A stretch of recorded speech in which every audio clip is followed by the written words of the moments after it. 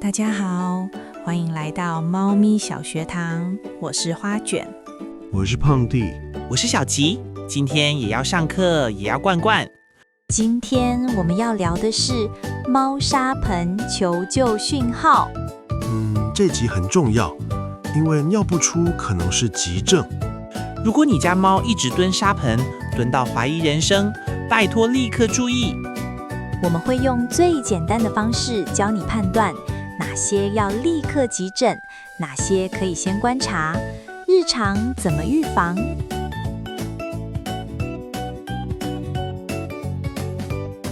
我们先做一件事，建立你家猫的尿尿基准值。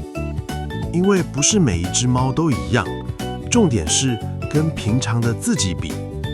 对，不要跟隔壁猫比，隔壁猫还会偷吃你家肉泥呢。你每天清沙的时候，只要看3件事：次数、大小、颜色。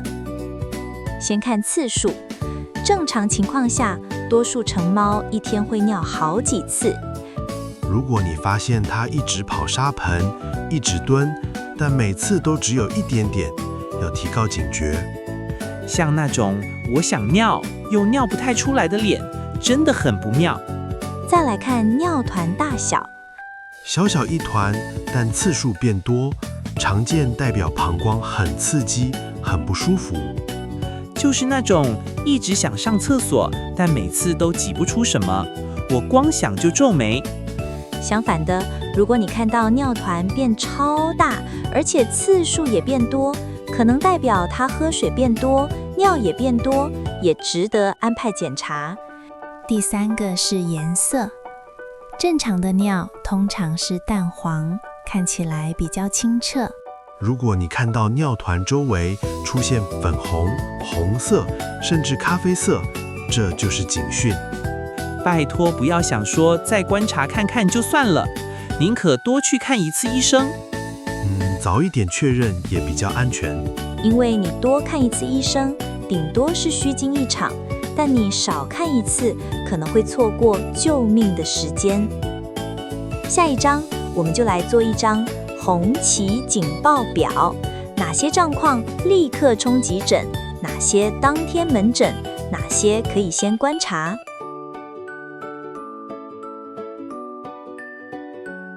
我们来做一张最重要的表，红旗警报表。这张表的目的只有一个，不要拖。你只要照着分级做，就不会犹豫到错过救命时间。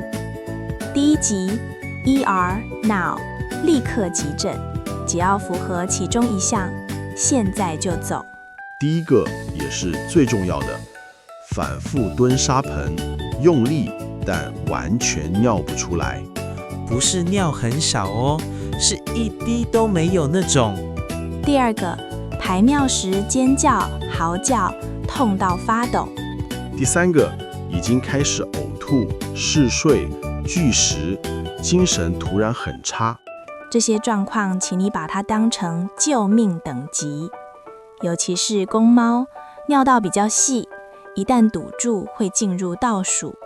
0到12小时，一直跑沙盆，一直用力，没有尿。12到24小时，开始焦躁、哀鸣，甚至吐。24到48小时，电解质会乱掉，心跳可能出问题。这就是为什么不能等。所以重点不是忍一下看看，而是先救命，再找原因。第2集 That Today， 当天门诊。如果你看到血尿，但它还尿得出来，也不要拖到明天。看到粉红色、红色、咖啡色都算，不要自己猜。还有频尿加小尿团，一直舔私密处，沙盆外排尿，都建议尽快检查。第3集 Monitor， 先观察，但你要做记录。例如，今天尿团稍微变小，次数稍微变多，但猫精神食欲正常，也尿得出来。你要记次数、大小、颜色，今天喝水有没有变多？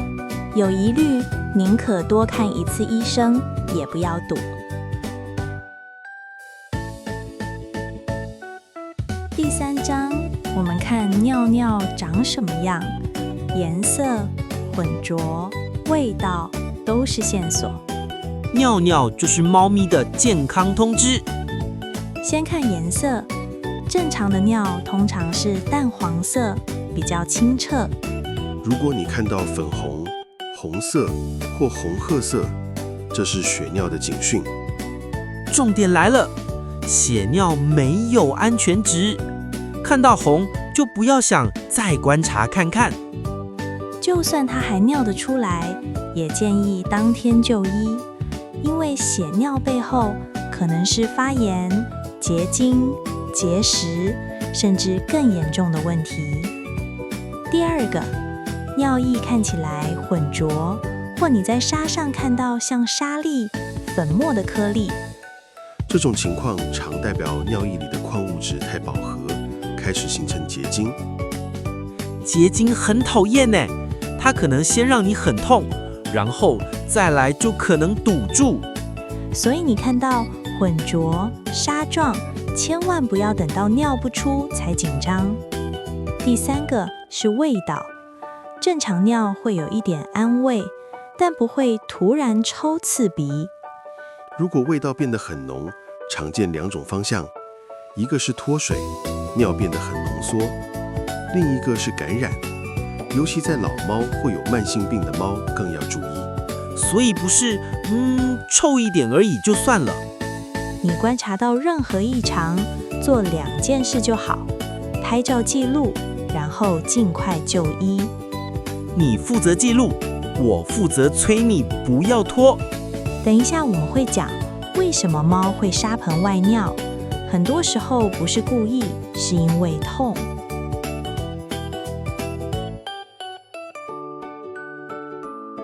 第4章，我们要替很多猫平反。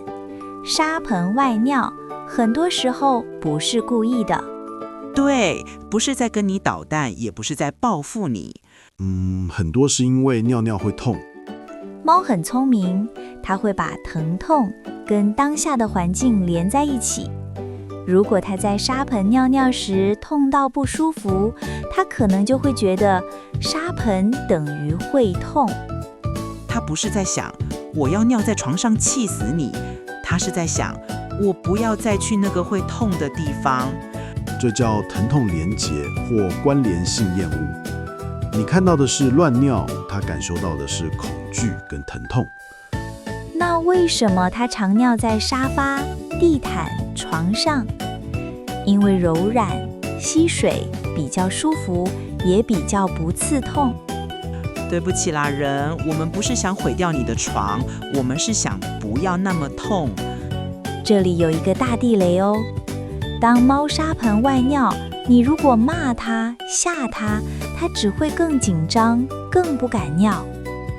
压力上升，症状可能更容易复发，所以第一步不是处罚，是排除疼痛与急症。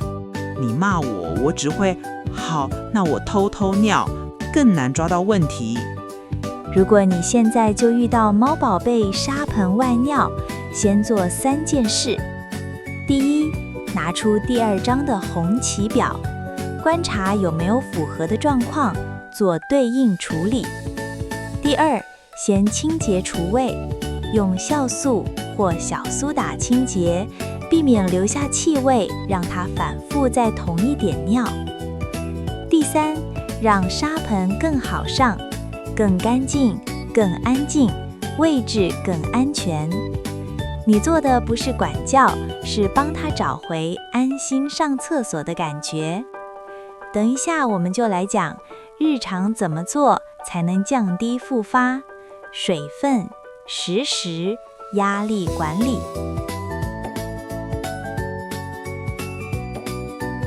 第5章，我们来做长期保护。因为下泌尿道问题最讨厌的就是很会复发。我们用3个方向：水分、食物、压力。简单说，让尿不要太浓，让心情不要太紧绷。第1个，水分。猫天生不太会主动喝很多水，所以我们要设计它愿意喝。你可以立刻做3件事：一、多放几个水点；二、用流动水机；三、每天换新水。水碗不要只放在食物旁边，有些猫就是不爱。目标很单纯，让它尿变多一点点，尿变淡一点点。第二个，湿食。湿食含水量高，对泌尿道的帮助非常直接。如果你的猫目前以干粮为主，先从增加湿食比例开始，不必一次全换。我知道有些猫很挑，那就慢慢加，慢慢混，别硬拼。如果医师评估需要处方饲料，记得要先弄清楚原因，再用对配方。第三的，压力。尤其是自发性膀胱炎的猫，压力常常是引爆点。用一个好记的方法 ，MIMO。M Multi-resources， 资源多点分散，水、食物、沙盆都不要挤在一起。E Environment， 安全感，高处、躲藏处不要被堵路。M Mental Play， 规律玩耍，每天短时间互动，减压也控体重。O Observe， 观察，记录尿团、频率、行为，一有变化就提早处理。你把环境弄舒服，我就比较不会压力大到膀胱抗议。喵！重点只有一句话：让尿变淡，让生活更安稳。等一下，我们就把今天全部重点整理成一张一眼看懂的总表，你可以直接存起来。